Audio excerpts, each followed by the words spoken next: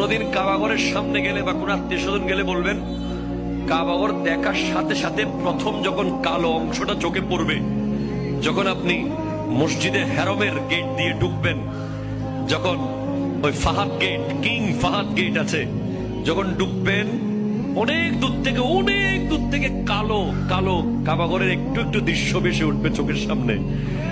তখন দোয়াটা করবেন, কি দোয়া করবেন কয়টা? যখন কয়টা? একটা দোয়াই কবুল হবে দেখার সাথে সাথে। কাবা ঘর দেখার সাথে সাথে প্রথম যে দোয়াটা করবেন ওটা কবুল করবেন কে?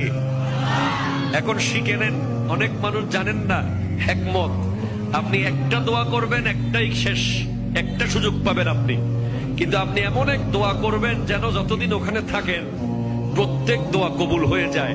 এই হিকমতি দোয়াটা শিখে নেন। আপনি বলবেন, আল্লাহ আমি 10, 12, 15 যতদিন এখানে থাকবো, যতগুলো দোয়া করব সব কবুল করে নিয়েন। দোয়া করছেন কয়টা? পাবেন কয়টা? কাবা, কাবে কি রৌনক, কাবে কা মঞ্জর, আল্লাহু আকবার, আল্লাহু আকবার।